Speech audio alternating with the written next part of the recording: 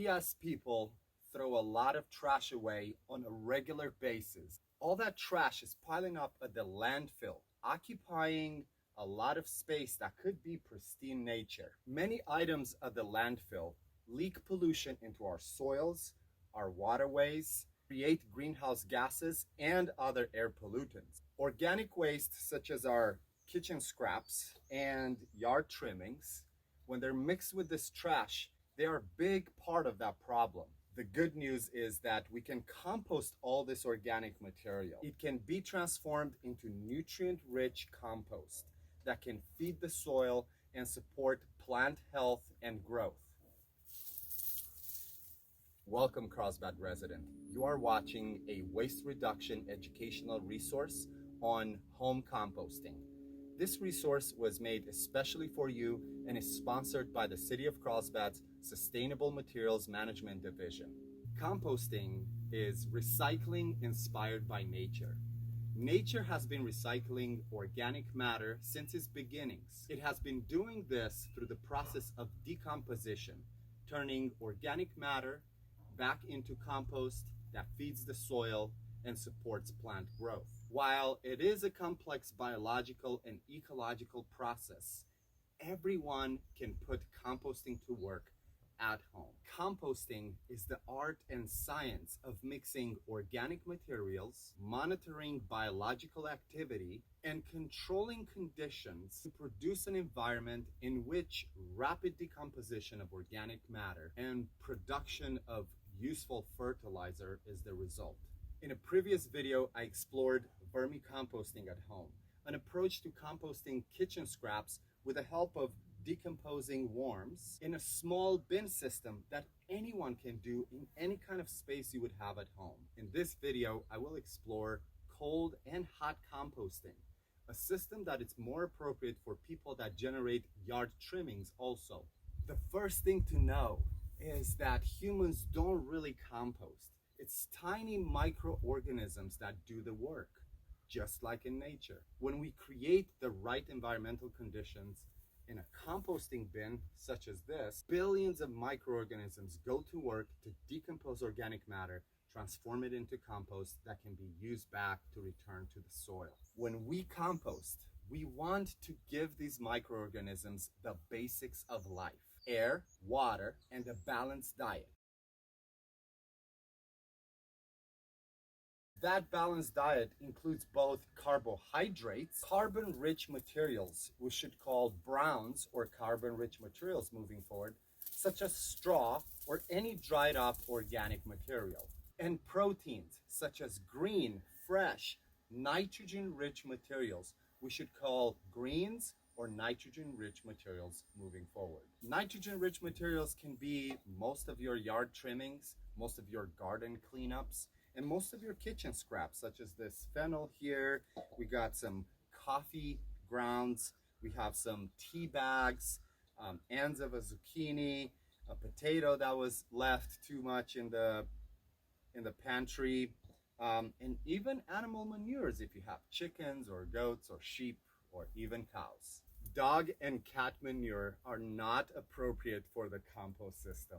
There are two main ways to go about composting. They both depend on the lifestyle of the composter, the materials that are available, and the intended use of the final product. One way to go about it is as you go. That means that you are adding organic materials such as your kitchen scraps or your yard trimmings to the compost as you generate them. These piles are most likely to be cold and take a long time to decompose. The second approach to composting is batch composting. That is when you have both green nitrogen-rich materials and brown carbon-rich materials all together, and you can start an entire pile. One important thing to remember is that in order to get a home compost to heat up and decompose properly, its size must be at least 3 feet by 3 feet by 3 feet, and in many cases not to exceed 5 by 5 by 5. It can be a pile on the ground, it could be a bin system made out of wood, it can even be a wire basket. The Carlsbad composting program is recommending and distributing a system that is called a geobin. Depending on your style, you can choose what kind of look do you want for your garden, as long as you are composting. From a management point of view, there are two approaches to composting. The first one is no fuss composting. This method requires no turning. However, the compost pile needs to be kept moist like a wrung out sponge and requires a rodent resistant bin system in order to prevent animal nesting. Ingredients for this system: yard trimmings only are recommended. How do you do this? You add both brown and green material from your yard trimmings. You can either chop them in small pieces or put them in the bin as you generate them. Water is important, so water the system at least once a week. So when do you harvest? It could take from 12 to 18 months. This is because this is a no-fuss compost style. The materials that didn't decompose even after all that time can be used to start another compost pile. The second management style of a compost bin is active composting. This requires watering and turning at least once a week. Active management will prevent animal nesting.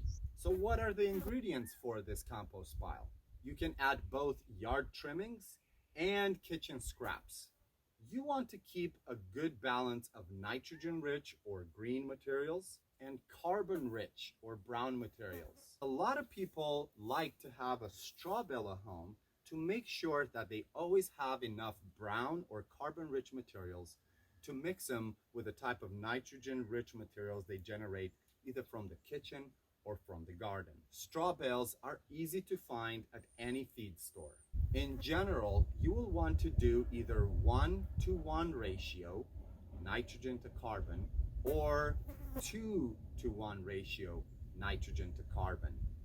2 parts greens, 1 part browns. The smaller you chop the materials, the more rapid your decomposition will be also.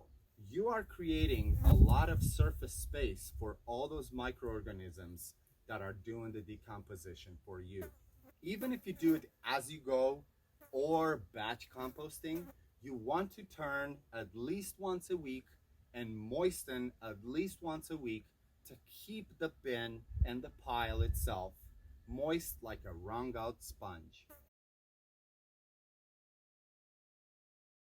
To recap, here's for example a as you go no fuss composting style. I just generated this yard trimmings. These are old kale stalks from over the winter. I pulled them out of my garden and I'm starting a new garden. I got all of this kale that is still pretty fresh and right out of the ground. So it's considered a green or nitrogen rich material. All I'm doing is dumping that green material in the bin. If I want to go a step further, I'm also going to add brown materials. It just happens I have a lot of straw. I basically eyed the volumes. I put 1 part green and I'm going to put a 1 part brown. In a no fuss as you go system, just with yard trimmings, you don't necessarily have to add carbon rich materials when you generate your green nitrogen rich materials. And that's because those materials will become brown in time also. But one important thing is to make sure that you add moisture. Now for a as you go active composting, when you add kitchen scraps, you do want to make sure that you add brown material. You never dump and leave. Every time you dump your kitchen scraps, you want to make sure that you cover it with carbon-rich materials or brown materials. The idea here is that you're not going to attract all kinds of flies, fruit flies, or other animals and insects right away to your compost. You're also preventing that by making sure that you turn at least once a week.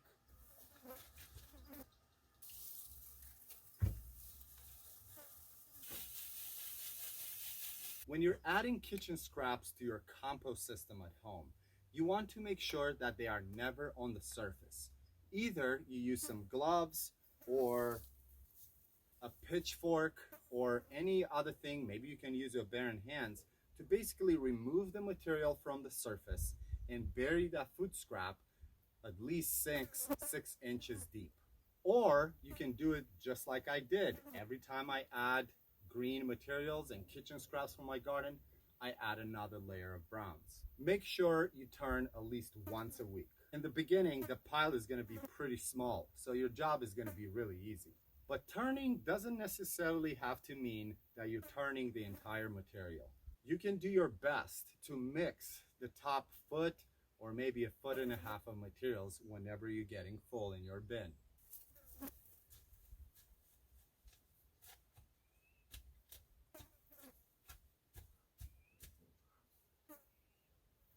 I am Lucian, your host. This was an educational resource sponsored by the City of Carlsbad's Sustainable Materials Management Division, and it was especially made for you. Let's compost, Carlsbad.